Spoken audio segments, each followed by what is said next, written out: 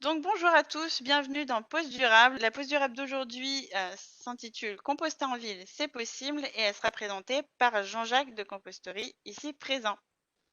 Mais avant cela, je vais vous parler du dispositif Acteurs du Paris durable. Donc le dispositif Acteurs du Paris durable, très rapidement, c'est un dispositif de la ville de Paris qui a été créé pour mettre en avant les initiatives, les actions de nos acteurs. Donc les acteurs du Paris durable, ce sont à la fois des entrepreneurs, des associations, des citoyens qui ont tous des projets de l'état embryonnaire à des grands projets bien construits en lien avec la transition durable de la ville de Paris. Donc si vous avez un effet sur l'Île-de-France, ça a aussi un effet sur la ville de Paris et donc du coup vous pouvez faire partie de notre réseau. N'importe quel citoyen, bien évidemment, est le bienvenu dans notre réseau des acteurs du Paris durable. Donc pour cela, pour favoriser, faciliter tout cela, nous avons plusieurs outils. Donc tout d'abord, nous avons un site et les réseaux sociaux. Le site fonctionne comme un mini réseau social, donc c'est acteursduparisdurable.fr. Vous vous connectez tout simplement pour vous créer un profil et vous devenez acteur. Nous avons atteint les 6000 profils il n'y a pas longtemps. Et donc, ça fonctionne comment? Il y a des fiches pratiques pour, par exemple, devenir éco-volontaire, comment mettre en place des fripes autour de chez vous, comment ouvrir une AMAP, etc.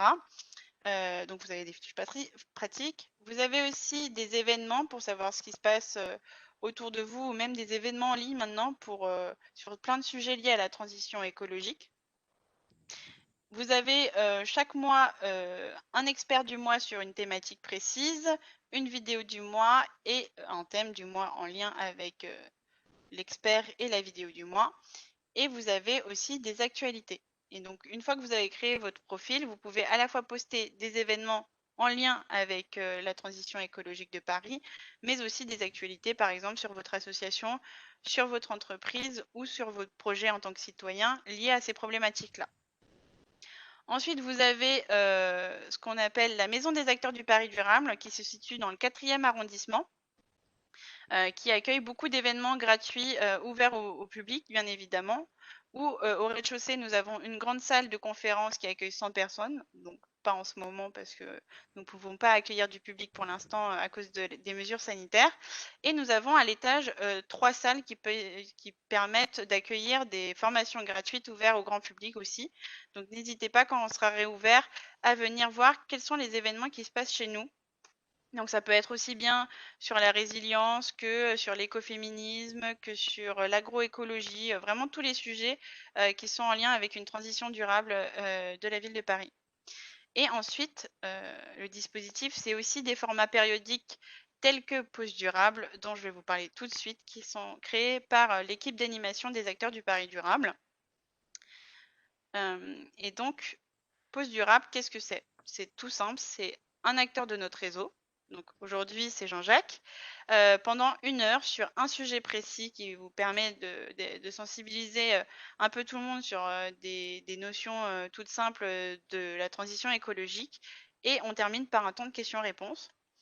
Donc pour l'instant, nous avons déjà eu 8 pauses durables, aussi bien sur l'agroécologie que l'autonomie en énergie, l'énergie citoyenne, budget participatif, cosmétique, vraiment tous les sujets, vraiment un grand spectre de sujets très variés. Et ensuite, elles sont enregistrées pour être diffusées sur notre chaîne YouTube, donc Acteurs du Paris Durable. Et là, en fin mars, en fin février, pardon, vous avez un sujet sur la végétalisation urbaine qui sera faite par Clémence de la Fabrique à Feuilles. Donc, si vous avez un projet à suggérer, n'hésitez pas à nous envoyer un mail à acteurs au pluriel du Paris durable @paris.fr avec comme objet projet post-durable pour qu'on puisse discuter ensemble pour présenter, pourquoi pas, une future pause durable. Donc tout de suite, je laisse la place à Jean-Jacques pour nous présenter Composter en ville, c'est possible. Bon bah bienvenue à tous. Pour cette donc poste du rap composté en ville, c'est possible. Je vous donne un petit peu le cursus de la présentation. Je vais d'abord bien sûr me présenter mon métier. Ensuite, je reviendrai sur l'expérience de compostage en pied d'immeuble au 107 rue de Reuilly, qui a été mon expérience pionnière il y a maintenant 12 ans. Ensuite, on regardera une petite vidéo qu'on a tournée vendredi, justement sur ce site, pour vous rappeler un peu le mode opératoire d'un compostage en pied d'immeuble. Et enfin, je finirai par un récap de toutes les possibilités pour pouvoir composter en ville. Alors, je suis effectivement maître composteur, c'est un nouveau métier. Alors, dans mon quotidien, il y a trois grandes facettes du métier. La première, c'est de faire de la formation. Alors, ça peut être comme aujourd'hui de faire une petite intervention en ligne, ça peut être d'animer un atelier sur le bas du compostage pendant 1 heure ou deux. Mais le plus souvent, j'anime quand même des formations de référents de sites de compostage, qui est le premier niveau de formation dans un processus de formation qui mène jusqu'au titre de maître composteur. La deuxième partie du métier, c'est de faire de l'accompagnement de projets de compostage. Donc ça peut se faire bien sûr en pied d'immeuble, c'est ce dont on va parler majoritairement ce soir, mais ça peut aussi se faire bien sûr en établissement scolaire, en entreprise, en hôpital, maison de retraite, bref, partout où on produit des biodéchets. Et puis la dernière facette du métier, c'est soit de conseiller des collectivités, ou alors aussi de produire des outils de communication ou de faire de la communication sur le sujet. Et moi, c'est plutôt ma marotte puisque je suis un communicant de métier. Alors, je vous ai dit que c'était un nouveau métier. Alors, je vous mets l'article du Monde parce que c'est quand même la grosse frime d'avoir son portrait dans le Monde, mais c'est surtout pour vous dire que voilà, c'est vraiment un vrai métier. D'ailleurs, c'est d'ailleurs un vrai métier à tel point que le titre est rentré dans le registre national des certifications professionnelles l'année dernière. On est pratiquement 300 personnes à exercer maintenant ce métier en France. Il y a 2 ans maintenant, les éditions Rustica m'ont demandé d'écrire un livre sur le compost en ville. C'était pas du tout mon idée, puisque j'allais les voir, moi, je voulais publier un autre livre chez eux, et puis, en fin de compte, ils m'ont proposé d'écrire ce livre sur composter en ville. Et je l'ai fait avec beaucoup de plaisir, et je pense que je ne jugerai pas le contenu puisque je l'ai écrit, mais en tout cas, la réalisation graphique du bouquin est plutôt super sympathique. Et moi, mon postulat dans ce bouquin, c'est vraiment d'expliquer simplement les choses, de même que je vais essayer de le faire ce soir de cette façon-là. Alors, ben, on va commencer par un petit quiz qui va ponctuer d'ailleurs cette soirée. Donc un compost, pour vous, est-ce que ça sent mauvais? Est-ce que ça tire les rats ou on y trouve n'importe quoi? Donc vous répondez dans le chat A, B ou C. Alors pour l'instant, il y a des gens qui nous ont dit aucune. Moi, au départ, j'ai vu un piège, j'ai dit aucune, mais oh, majoritairement de aucun. Voilà, et des A, ça sent mauvais. Il y a beaucoup d'a priori sur l'odeur. Et moi, je dirais aussi que ça peut attirer les rats. Bon, après, j'ai peut-être faux, hein. Mais ouais, plein de gens nous disent aucune alors que tu n'as pas proposé aucune. Mais Ouais, ouais. je vois, c'est très variable. Bon, alors bien sûr, la bonne réponse, c'est aucune. Je vais quand même répondre très rapidement à ces trois affirmations, hein. Un compost, ça sent mauvais, c'est en général tout ce qu'on entend. Et moi, je réponds toujours de façon péremptoire à ça, qu'un compost bien mené ne sent pas. Alors ce soir, on ne va pas vraiment parler de la recette du compost idéal, mais voilà, un compost bien mené ne sent pas. Un compost n'attire pas les rats. C'est évident que si vous avez déjà des rats dans votre environnement et qu'il y a un compost, bah, peut-être qu'ils vont venir manger, se nourrir dans le composteur, mais ça n'attire pas les rats. Et troisième point, on y trouve n'importe quoi. Ça aussi, c'est souvent une grande peur, hein. J'entends même parfois des remarques pas très sympathiques en disant, mais regardez, les gens jettent leurs poubelles par les fenêtres, pourquoi voulez-vous qu'ils fassent correctement du compost? Eh bien, on se rend compte que même dans les endroits les plus, entre guillemets, sensibles, on fait très bien du compost. Pourquoi? Parce que ce sont des gens qui sont volontaires, qui vont venir le faire, et donc du coup, ils le font bien. Voilà, donc ce petit quiz, c'était un petit peu quand même pour vous rassurer. Le compost, c'est plutôt un truc très positif et très sympa qu'un nid en merde pour être un peu vulgaire. Alors maintenant, je vais vous raconter l'histoire du compost partagé du jardin Santerre, qui se trouve dans la résidence où j'habite dans le 12e arrondissement. Maintenant 12 ans d'expérience. Donc c'est plutôt pas mal comme recul. Moi, j'ai beaucoup d'humilité de dire qu'il y a 12 ans, je ne connaissais pas grand-chose au compostage. J'avais un compost dans ma maison de campagne que j'utilisais d'ailleurs très, très mal. Avec le recul, aujourd'hui, j'en suis persuadé. Mais bref, on est à un moment où je prends conscience de la finitude du monde, qu'on fait un petit peu n'importe quoi et je change de vie et je veux m'occuper de revoir mon quotidien au travers du prisme de la transition écologique. Et donc, je me dis que mes biodéchets, je pourrais les composter dans mon immeuble. J'habite une résidence qui est relativement grande, 540 logements, vous voyez, en plein Paris, 9 bâtiments, 13 étages.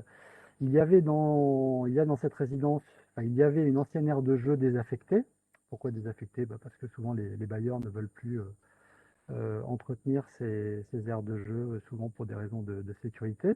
Il y avait une association de locataires qui était relativement dynamique, et puis donc je suis locataire de chez Paris Habitat, un bailleur social. Donc pour moi, il y avait le potentiel, mais ça ne s'était jamais fait à Paris, puisqu'on on est à l'époque en 2007.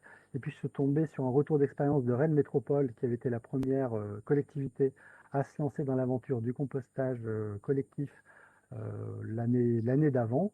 Et grâce à ce retour d'expérience, j'ai pu convaincre et mon bailleur et la mairie d'arrondissement de me lancer dans l'aventure. Donc ça a mis quand même pratiquement un an pour rassurer toutes ces parties prenantes. Et d'ailleurs, la réassurance, c'est une grande partie du métier du maître composteur. On verra peut-être, mais enfin, apprendre à faire du compost, enfin, faut pas avoir fait Sciences Po ou l'ENA pour savoir faire du compost. Euh, Notre métier, c'est souvent de donner envie, de rassurer et d'être des animateurs. Donc, après un an, pour rassurer surtout le bailleur d'ailleurs, on s'est retrouvé dans cette résidence avec une trentaine de foyers volontaires, donc les pionniers que vous avez ici sur la photo. Donc, cette photo est assez sympa parce que 12 ans après, les petits-enfants que vous voyez ici sont devenus des adultes. Et puis, une grande partie de ces gens que je ne connaissais ni d'Ève ni d'Adam sont devenus des amis ou des relations proches. Donc on a commencé avec le triptyque de base, hein, lorsqu'on fait du compostage, c'est en pied d'immeuble, c'est-à-dire trois bacs. En l'occurrence, il y avait deux bacs de 600 litres et un bac de 400 litres. Et ces 30 foyers se sont très vite multipliés, puisque là aussi, souvent, dans une opération de compostage en pied d'immeuble, il y a un bouche-à-oreille qui est positif.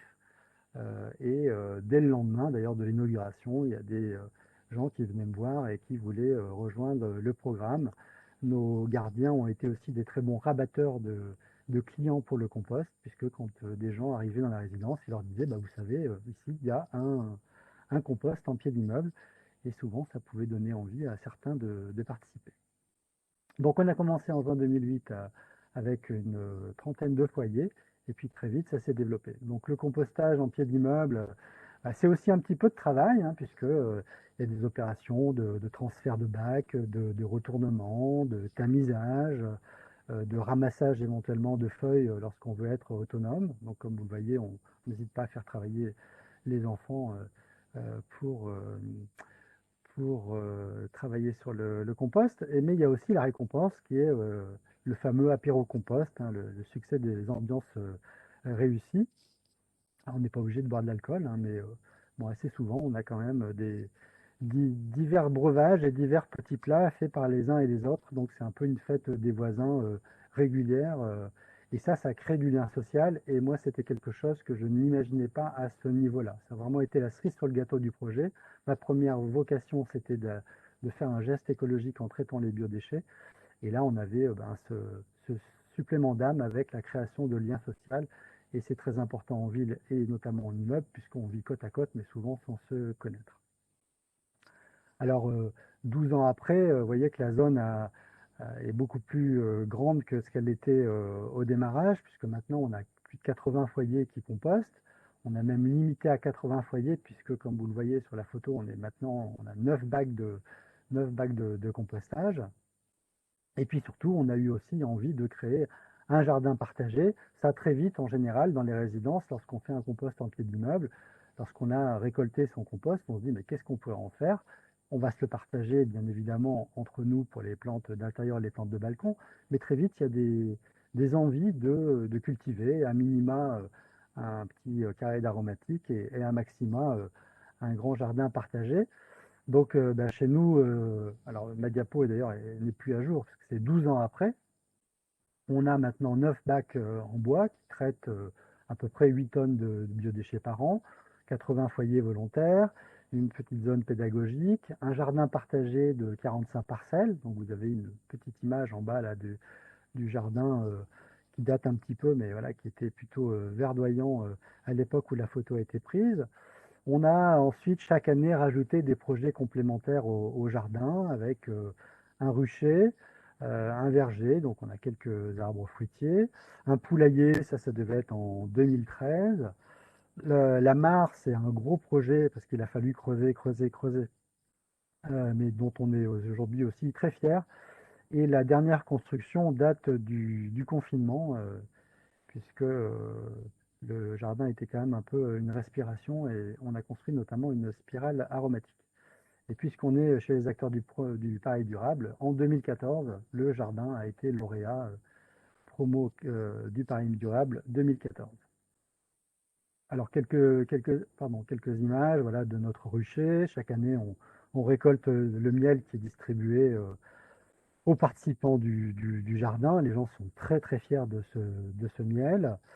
Le poulailler, donc là c'est le photo du premier poulailler qu'on avait. Maintenant on a carrément on a pris une cabane de jardin qu'on a transformée en poulailler parce qu'on en avait marre de se baisser dans ce poulailler tout petit.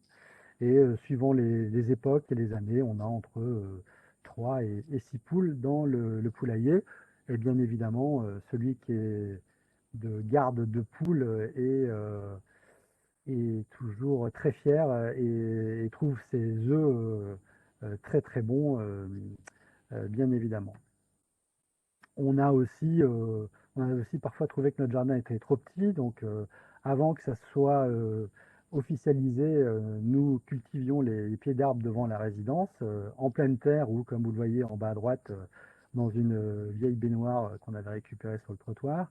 Et puis on a aussi investi avec des carrés potagers d'autres espaces de la résidence. Une des premières années, c'était pommes de terre, donc on a fait cette récolte dont on a cuit d'ailleurs une partie collectivement pour un moment de convivialité. D'autres projets, ben là vous avez la photo du fameux trou de la mare là, qui nous a pris des jours et des jours. Aujourd'hui, elle est beaucoup plus belle d'ailleurs que la photo que vous voyez en bas à gauche, puisque on l'a végétalisée, donc maintenant c'est vraiment très luxuriant. On a organisé une opération d'éco-pâturage en pied d'immeuble qui était un grand moment dans l'histoire de cette résidence. À droite, vous avez un jardin en lasagne qui a été créé en complément de notre jardin en pleine terre. Et puis au milieu, en bas, la spirale aromatique du premier confinement. Et puis voilà, d'autres images de convivialité. Donc nous, on adore ça. Maintenant, c'est devenu un rendez-vous régulier, même s'il n'y a pas de transfert de compost à faire. En général, au beau jour, tous les soirs à 17 heures le dimanche, il y a travaux collectifs suivis d'un apéro compost qui permet de ne pas avoir le blues du dimanche soir. On chante aussi beaucoup chez nous. En bas à gauche, là, c'est la première fête du jardin avec une artiste qui fait partie de nos composteurs. Et depuis d'ailleurs, vu on avait bien aimé chanter, on a créé une chorale à l'intérieur de la résidence. Et en bas à droite, c'est une soupe populaire, enfin, c'est ce qu'on appelle la soupe populaire, c'est-à-dire chacun amène un légume qu'on cuit l'hiver et on partage la soupe ensemble.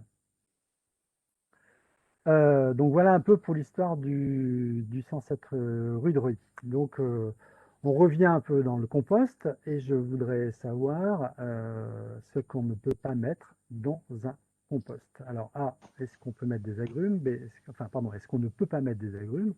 Est-ce qu'on ne peut pas mettre B, de l'ail? Et C, est-ce qu'on ne peut pas mettre de la poussière? Alors, moi, pour laisser les gens répondre en attendant, je vais quand même te dire qu'il y a eu quelques remarques sur ta présentation. Donc, il y a des personnes qui ont dit que c'était le paradis ou que c'était génial chez toi. Donc, voilà. Ouais. Alors le paradis ne s'est pas construit néanmoins en un jour, hein. Il a mis 12 ans pour arriver à cet état de maturité. Voilà, chaque année on essaie de lancer un nouveau projet. Là aussi, le dernier projet, c'est on a installé un mûritonnoir. C'est un genre d'urinoir qu'on plante normalement dans une botte de foin, mais nous on l'a fait dans un mélange de mauvaises herbes. Et puis il y a des toilettes sèches aussi qui sont en construction. Super. Donc tout le monde nous dit une majorité de A, ça c'est Oui, sûr. Là, il y a plein de gens qui nous ont dit A. Quelques-uns nous disent les trois et la plupart, ça oscille entre B et C. Donc agrumes sûrs et ensuite oui, peut-être un peu d'ail et de poussière. Moi, je dirais les trois. d'accord. Donc Donc voilà. en fin de compte, la vraie réponse, c'est plutôt la C. Hein. Ah, Pourquoi? Parce que la poussière, elle est pleine de synthétique. Voilà. Alors les agrumes, c'est vraiment un mythe urbain. On entend dire beaucoup que les agrumes ne se compostent pas. On n'est pas toujours d'accord entre maîtres composteurs, mais je peux vous assurer que sur le sujet des agrumes, on est tous vraiment d'accord. Les agrumes se compostent très très très bien. On leur reproche souvent d'être acides, alors qu'elles sont pas plus acides, enfin pas beaucoup plus acides que la tomate que vous allez mettre sans vous poser de questions. Et la prune, enfin, la prune est par exemple plus acide que les agrumes. Donc il n'y a pas de problème d'acidité. On leur reproche aussi parfois d'avoir un peu des huiles essentielles qui gêneraient la transformation. Euh, donc ne vous inquiétez pas, c'est un peu comme l'ail. De toute façon, les vers, lorsqu'ils vont venir boulotter vos biodéchets, vos biodéchets auront déjà été tellement décomposés par les bactéries, les agrumes et puis d'autres détritivores qu'ils n'auront plus ces inconvénients d'être ou un peu acide ou d'être vermifuge comme peut l'être l'ail. Alors, néanmoins, quand on parlera de lombricompostage, hein, cette technique hors sol de compostage, là effectivement on aura trois interdits. Souvent c'est ail, agrumes et oignons, parce que là les vers sont tout de suite en contact avec ces matériaux-là. Mais dans du compostage traditionnel en bac, bah, les vers notamment, lorsqu'ils vont venir boulotter agrumes et ail, ces éléments-là ont été tellement déjà transformés par les bactéries qu'ils n'auront plus leur inconvénient. Moi, je suis comme Saint Thomas, ça fait 12 ans que je compose des agrumes, et si ça ne se compostait pas, ça se saurait. Et puis je le dis bien sûr chez moi, mais de par mon métier, j'ai accompagné des dizaines, pour pas dire des centaines de sites de compostage, donc je peux vraiment certifier que les agrumes ou l'ail se compostent. Alors maintenant, c'est le temps de vous passer une petite vidéo. Donc, bon, j'en suis assez content, même si c'est une vidéo amateur, mais qu'on a tournée vendredi.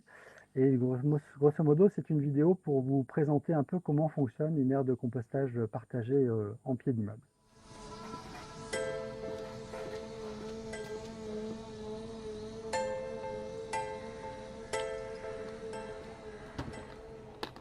Donc on est ici sur l'aire de compostage partagée du jardin Santerre dans le 12e. Et une aire de compostage partagée, en général, elle est composée d'un minima 3 bacs. Le premier bac, c'est un bac pour la matière sèche, le bois broyé ou les feuilles d'automne, qui est derrière moi. Ensuite, un bac d'apport, c'est ce bac qui est ici, dans lequel on va vider nos biodéchets. Et troisième bac, le bac de maturation, dans lequel on transférera la matière lorsque ce bac sera plein.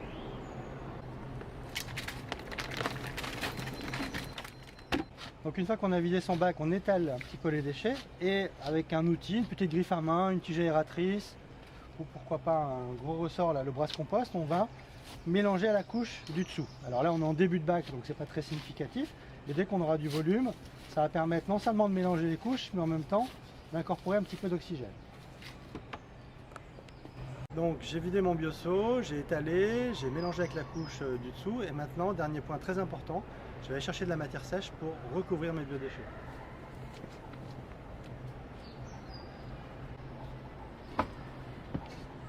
Donc là on a du broyat, du bois broyé. Et là je vais recouvrir mes biodéchets de broyat. Et le ratio c'est que pour un seau de déchets je mets la moitié de broyat.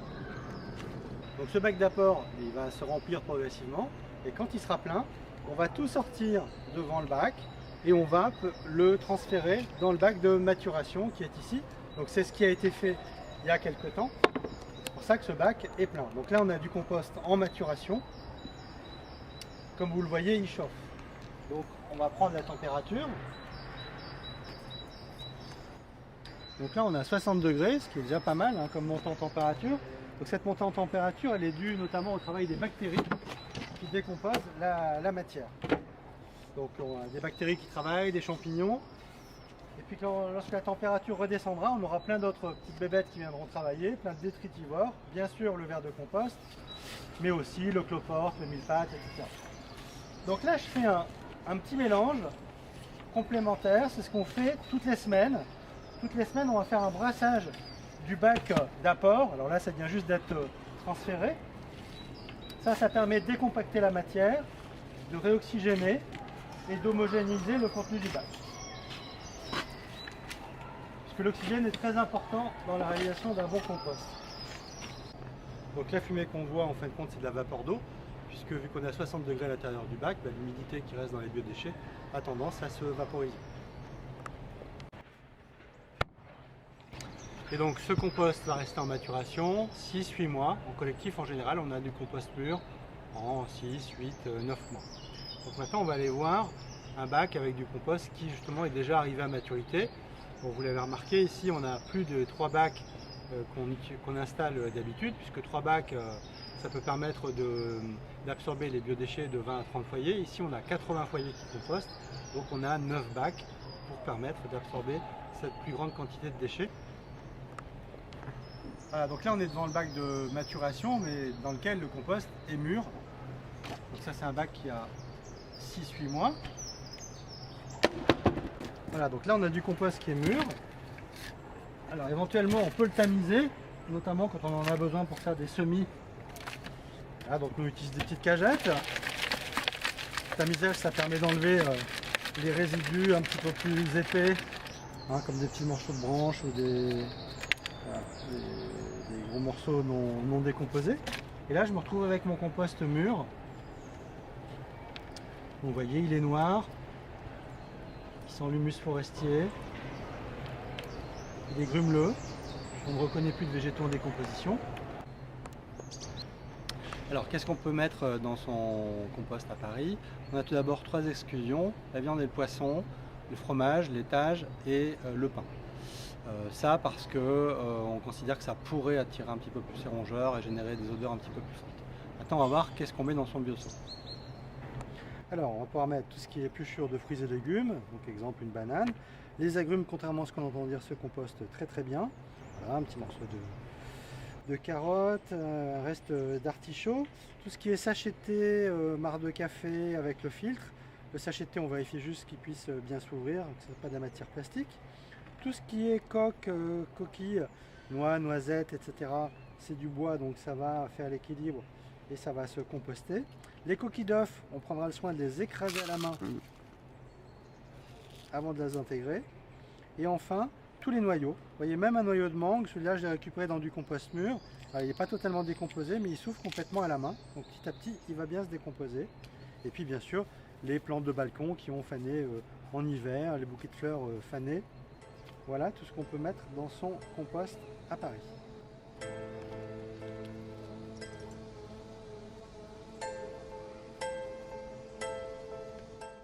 On va voir maintenant toutes les possibilités de composter ces biodéchets à Paris, et elles sont nombreuses. Alors tout d'abord, il y a, dans le compostage de proximité, il y a bien sûr ce qu'on appelle le compostage domestique à l'échelle d'un foyer. Vous habitez en appartement, vous pourriez faire du lombricompostage. La ville, on le verra tout à l'heure, hein, distribue des lombricomposteurs individuels. Et puis si vous avez la chance d'avoir un jardin individuel, ce qui est relativement rare à Paris, vous pourriez installer un seul composteur qui est en général largement suffisant pour un foyer individuel. Ensuite, ce dont on va notamment parler, c'est plutôt le compostage partagé. Donc en pied d'immeuble, on vient de voir un exemple. Ça peut être en bac. Donc vous avez en bas à droite une photo d'un exemple de site de compostage que j'ai installé pas plus tard que samedi matin avec 3 bacs. Et on verra aussi qu'on peut faire du lombricompostage collectif. Quand on n'a pas la chance de pouvoir faire du compostage au pied de son immeuble, c'était d'ailleurs une des questions que j'ai vu passer dans le chat, on peut faire du compost de quartier, c'est-à-dire que on va dans un périmètre un petit peu plus loin, on va sortir de chez soi pour aller déposer ses biodéchets dans un espace partagé et en général géré par une association. Et puis un compost de quartier qui existe parfois déjà, c'est les composts dans les jardins partagés. Et la ville aussi équipe les jardins partagés qui le souhaitent de composteurs. Alors, à nouveau petit quiz, à votre avis, dans combien d'immeubles on fait du compost dans la capitale aujourd'hui?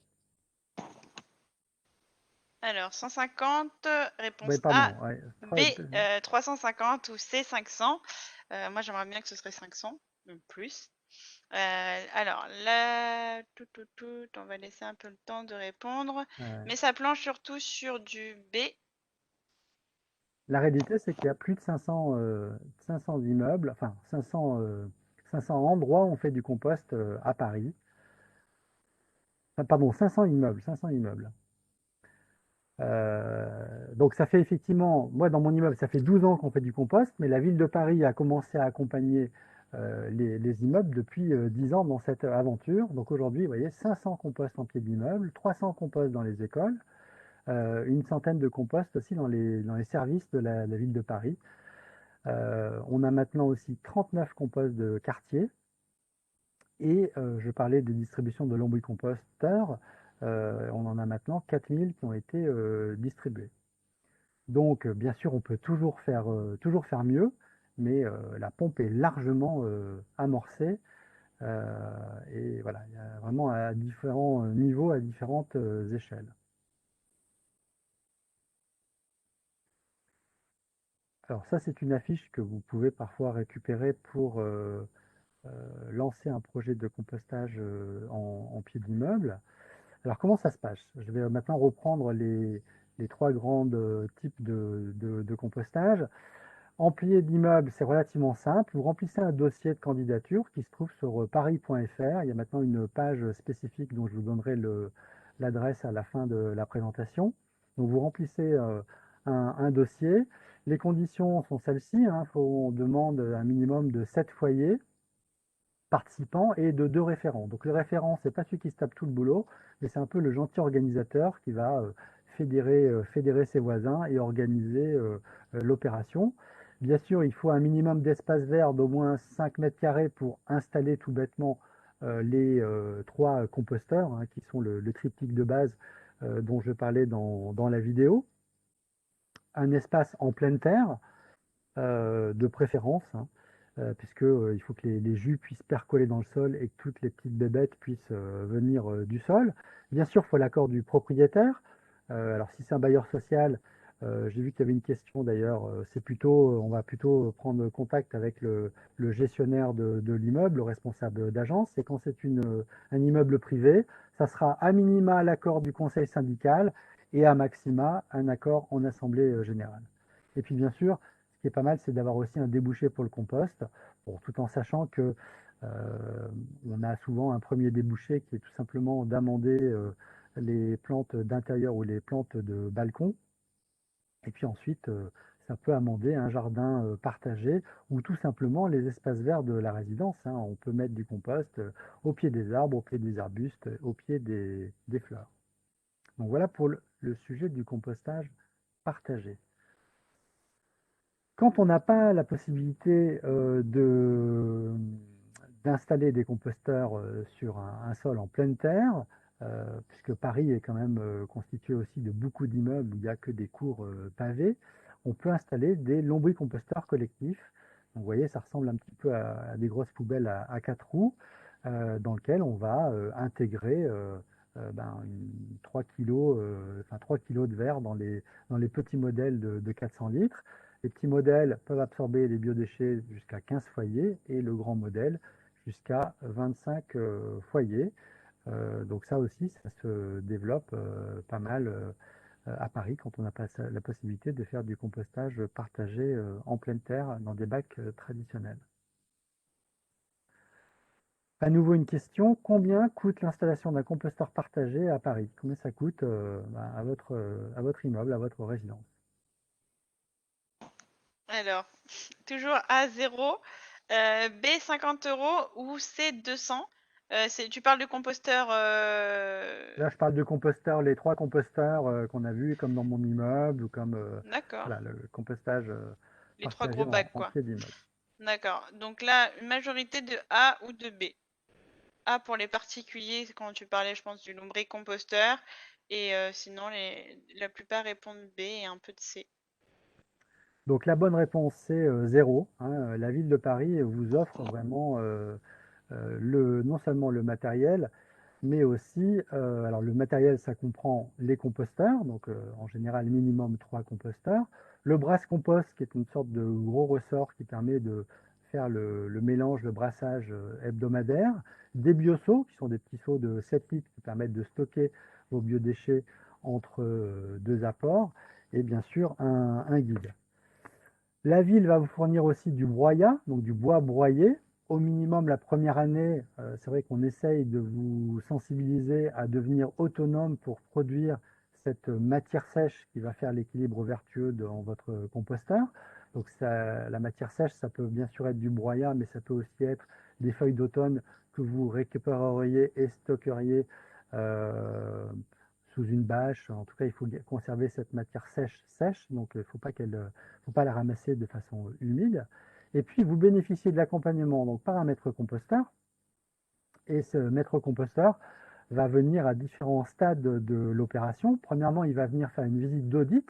Donc, on vient dans l'immeuble, on rencontre les référents, éventuellement le gardien, le bailleur, pourquoi pas le responsable de l'association des locataires, et on regarde si techniquement et socialement, sociétalement, si c'est possible effectivement de le mettre en œuvre. Donc est-ce qu'il y a assez d'espace, est-ce que ça sera possible de travailler dans de bonnes conditions. Ensuite, on commande le matériel et on se retrouve pour la visite de lancement où là, on va en général monter ensemble le matériel, ce qui est souvent un moment assez sympathique puisque bah, les gens s'entraident et donc on commence à créer du lien social de cette façon-là. Le maître composteur va expliquer le mode opératoire, va redonner des consignes, répondre à qu'est-ce qu'on met pas dans le composteur. Et bien évidemment, on finira par l'apéro compost, même si en ces temps de coronavirus, c'est moins recommandé. Voilà. Et puis, le maître composteur va ensuite revenir dans la première année pour 3 visites de suivi. Donc, vous n'êtes vraiment pas abandonné dans la nature. Et notamment dans ces 3 visites, en général, il y a une visite pour le premier transfert de bac, c'est-à-dire quand votre bac d'apport est plein, on le transfère en maturation. La deuxième visite, bah, c'est une visite pour voir si tout va bien, d'ailleurs souvent avant le transfert. La dernière, c'est souvent celle de la récolte. Donc ça, c'est pour le compostage partagé en pied d'immeuble. Euh, pour le compostage de quartier, les conditions, c'est que là, il faut qu'il y ait une association qui porte le projet, hein. La ville va contractualiser avec une association qui s'engage à gérer cet équipement. Il faut bien sûr trouver un site adapté. Donc, je vous ai mis 2 exemples. À gauche, le compost que moi j'ai lancé en 2014 dans le jardin de la Maison de la vie associative et citoyenne du 12e arrondissement, donc qui est géré par l'association qui s'appelle Compost à Paris. Et à droite, le deuxième du nom, qui a été installé dans le square Héloïse et Abélard dans le 13e arrondissement, par l'association qui s'appelle maintenant Compost 13, et qui est là carrément aussi dans un équipement public. Donc bien sûr, il faut l'autorisation de la mairie d'arrondissement, puisque ces lieux publics leur appartiennent, en tout cas ils dépendent de la mairie d'arrondissement, et on signe une convention d'occupation avec la ville. Et alors là, vous avez 2 exemples avec des matériels un peu spécifiques, mais sinon, on lance aujourd'hui des composts de quartier avec du matériel ou des bacs traditionnels comme en pied d'immeuble ou des bacs un petit peu plus costauds qui sont aussi à disposition. Troisième point, donc les lombricomposteurs individuels. Donc ça a démarré, alors de mémoire, je crois il y a maintenant 2 ou 3 ans. C'est peut-être une bêtise, mais enfin en tout cas, ça n'a pas démarré aussi rapidement que que le compostage en bac. Là, il faut s'inscrire sur paris.fr. Il y a en général une distribution annuelle au niveau central, qui souvent se fait d'ailleurs à côté de la maison du jardinage dans le parc de Bercy. Et ensuite, les mairies d'arrondissement font aussi des distributions décentralisées.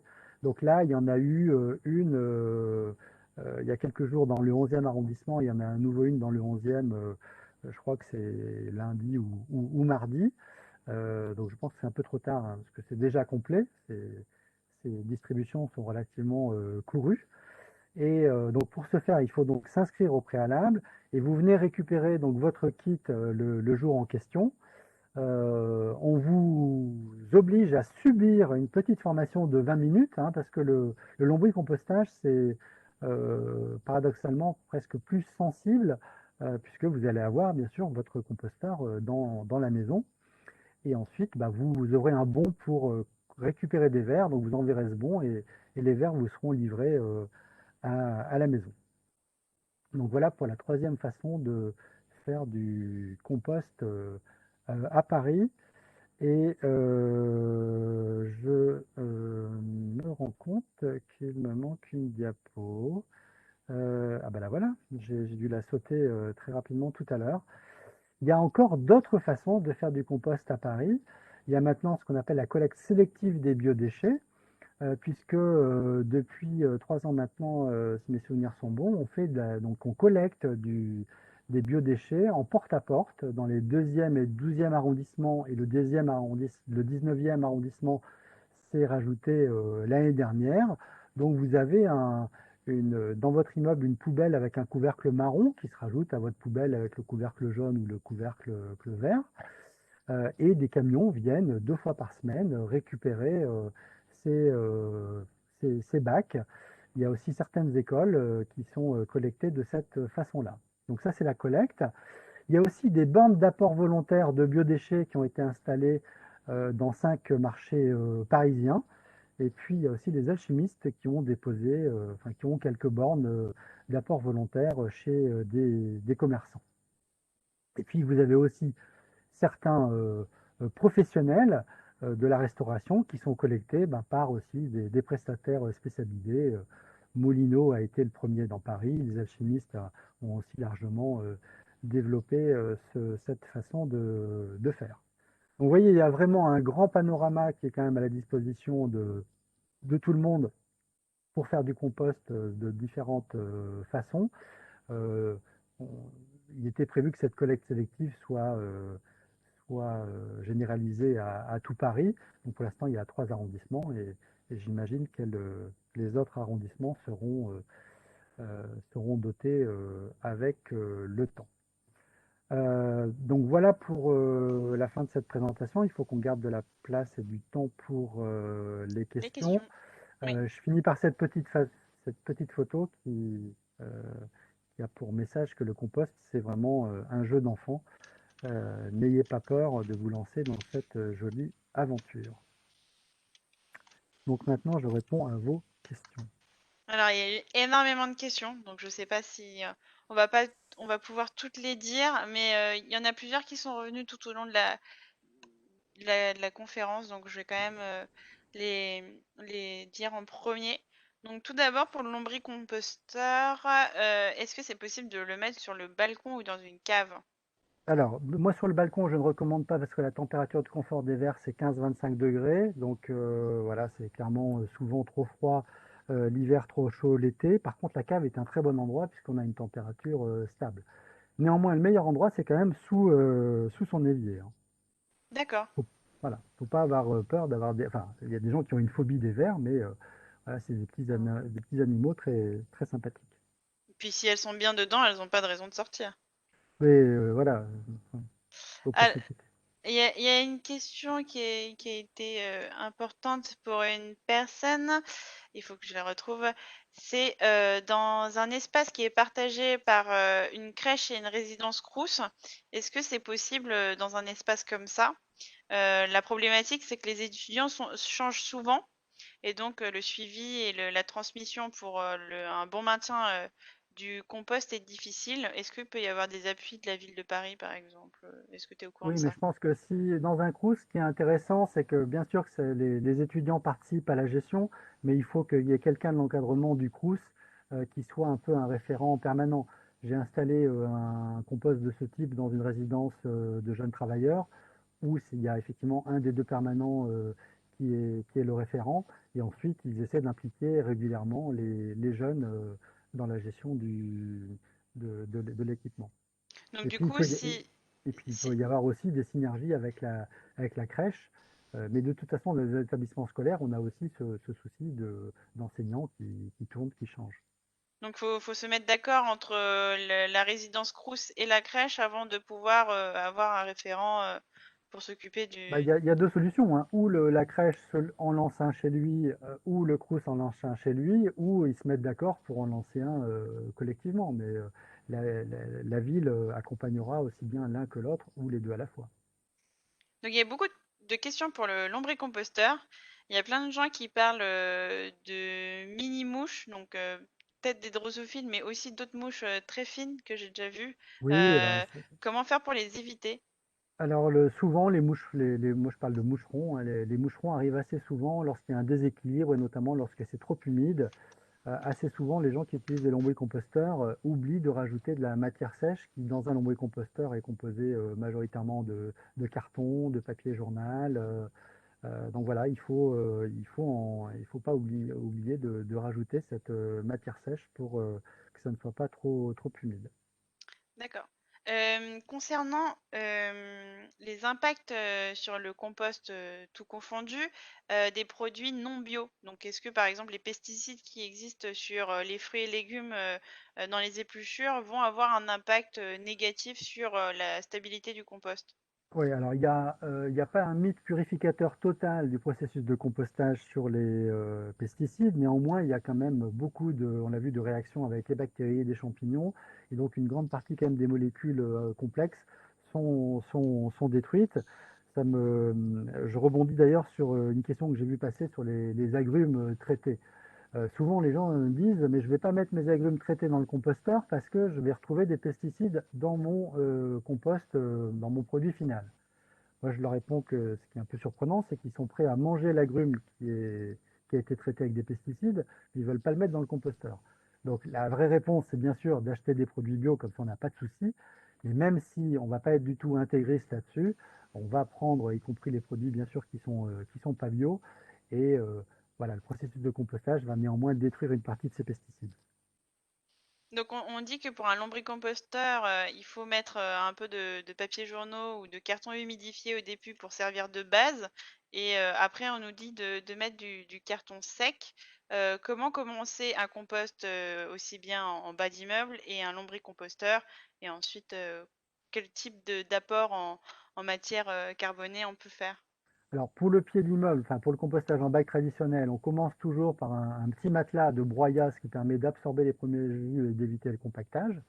Voilà. Et ensuite, la matière sèche idéale, c'est quand même du broyat, du bois broyé, à défaut des feuilles d'automne. Mais attention, il faut vraiment un minima des feuilles d'automne. On ne peut pas faire de compostage collectif avec simplement du carton. Ça peut marcher en compostage individuel parce qu'on n'a pas beaucoup de volume.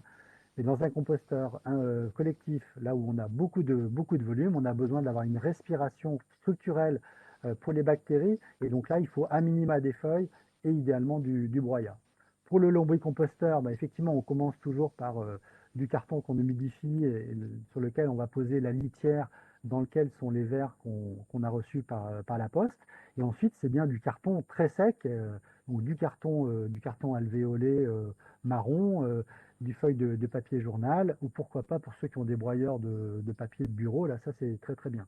Mais pas de papier magazine. D'accord. Bon, tout en sachant, je le rappelle, hein, si vous récupérez un lombricomposteur individuel, vous aurez une formation de 20 minutes par Thierry Sine, là, le grand spécialiste qu'on a à Paris du lombricompostage. Et si c'est un lombricomposteur collectif, votre maître composteur va être là, y compris le jour de l'installation, puis ensuite avec des visites de suivi. Très très bien.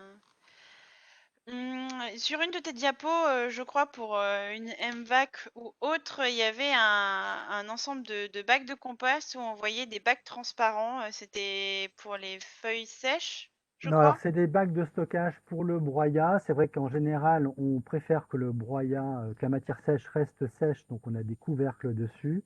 Mais c'est vrai que quand on traite des très gros volumes, le fait d'avoir des bacs où le broyat est un petit peu humidifié par la pluie fait que du coup, on se retrouve avec moins de broyat non décomposé à la fin. Voilà. Mais en général, la règle est plutôt de prendre des bacs fermés pour la matière sèche. D'accord. Au moment de ton intervention sur l'audit et avoir un maître composteur, on nous demande s'il faut monter le dossier et le déposer avant la visite d'audit ou demander une visite avant de finaliser le dossier.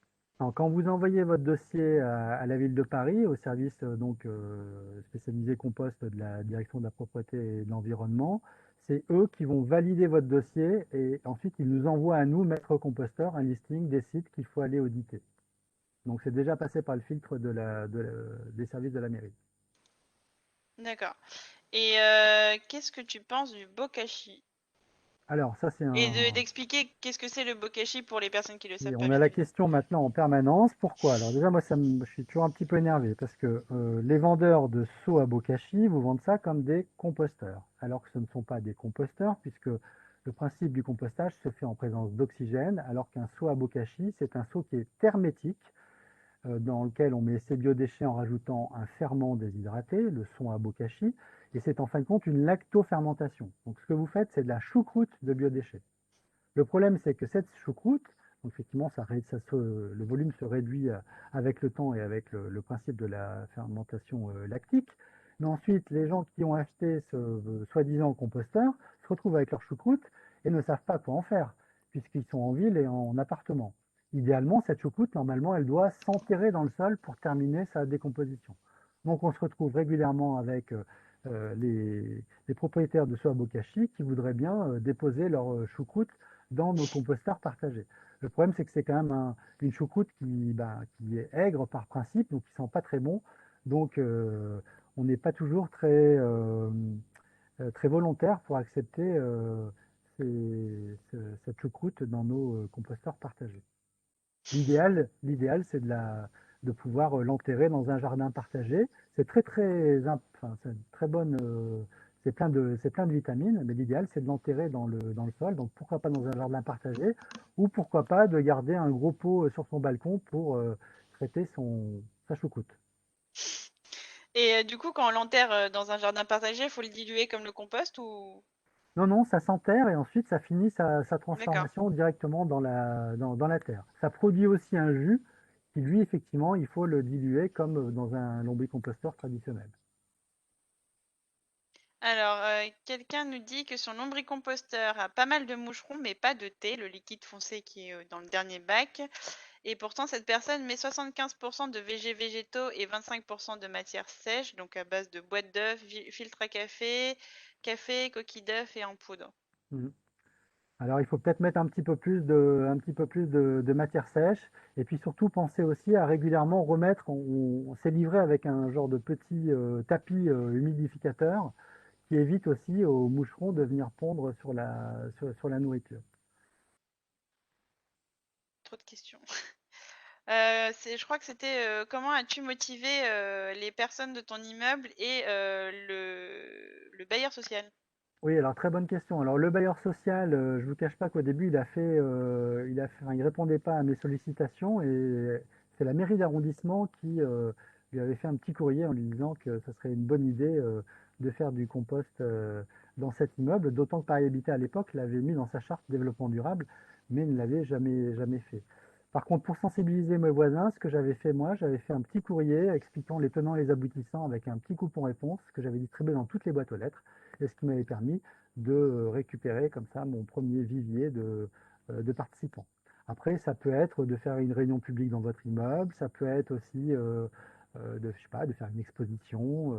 Il y a plein de moyens. Il faut sentir un peu l'écosystème de son immeuble. Attention éventuellement aussi à la barrière de la langue qui n'est pas toujours partagée, ou de la langue ou de l'écrit qui n'est pas toujours partagé par tout le monde. Donc par exemple, si on est dans un appartement sans balcon ou sur un lieu professionnel, comment, sans possibilité de jardin, mobiliser pour un compost? Est-ce qu'il y a une réflexion avec le monde agricole ou d'autres débouchés? Non, alors attention, le compost qui est produit en termes de la réglementation ne peut être utilisé que par les coparticipants. Hein, il est interdit d'y D'accord. céder, même gracieusement, normalement du compost de proximité. Donc il faut vraiment trouver une utilisation locale par les participants. D'accord. Donc, faut se mettre au jardinage en intérieur. Ouais. Euh, Est-ce que les bacs de compostage, donc je pense ceux qui sont en bas d'immeuble, doivent être forcément en extérieur? Bah oui, quand même, puisqu'on a besoin d'avoir un accès au sol pour que les jus puissent percoler et que les petites bébêtes puissent venir. Donc installer des bacs en intérieur, pour moi, ça n'a pas beaucoup de sens, quoi. Si on peut pas le faire si on peut pas le faire en extérieur, à ce moment-là, on fait du lombricompostage. Et donc, par exemple, si il n'y a pas d'espace partagé en pied d'immeuble, donc par exemple si c'est tout bétonné sur tous les immeubles du quartier, comment cela fonctionne-t-il pour un compostage dans son quartier, par exemple? Eh ben, je crois avoir répondu à la question. On crée une association, on trouve une association qui veut porter un projet et ensuite on essaie de trouver un lieu pour pouvoir installer ce compostage partagé. Et puis une fois qu'on aura toutes les autorisations, la fameuse contractualisation dont j'ai parlé avec la ville, on pourra lancer l'opération comme un compost de pied d'immeuble. On va encore poser quelques petites questions avant de terminer. On a vu que tu avais des ruches. Qui s'occupe des ruches? Est-ce qu'il faut être spécialiste? Alors au démarrage, on a installé notre rucher avec un apiculteur et puis petit à petit, moi je me suis formé et depuis 3 4 ans maintenant, j'ai repris la gestion du rucher directement. On a dit aussi que le jardin s'appelait jardin sans terre. Est-ce que c'est un jeu de mots pour le compost? Alors c'est un jeu de mots pour parce qu'on trouvait qu'il n'y avait pas beaucoup vraiment de bonne terre dans ce jardin au démarrage et puis surtout Santerre, c'est un personnage historique du quartier qui a amené, je crois, Louis XIV ou Louis XVI à l'échafaud. Donc il y avait ce petit côté révolutionnaire qui nous avait plu. Alors c'est très drôle, j'allais poser la question quand on me l'a reposée dans le chat. Comment trouver un thermomètre pour le compost? Bah, il suffit de taper thermomètre à compost sur internet et puis vous pourrez en acheter.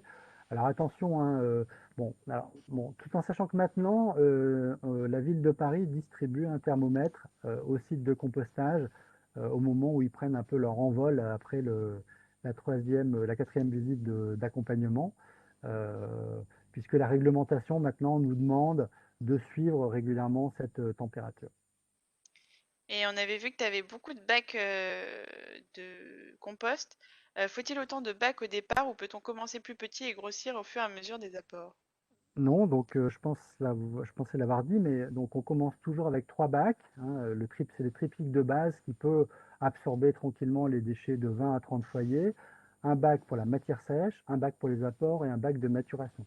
Nous, chez nous, on a commencé comme ça et puis petit à petit, on a rajouté des bacs et aujourd'hui, ayant 80 foyers qui compostent dans cet immeuble, on a 9 bacs.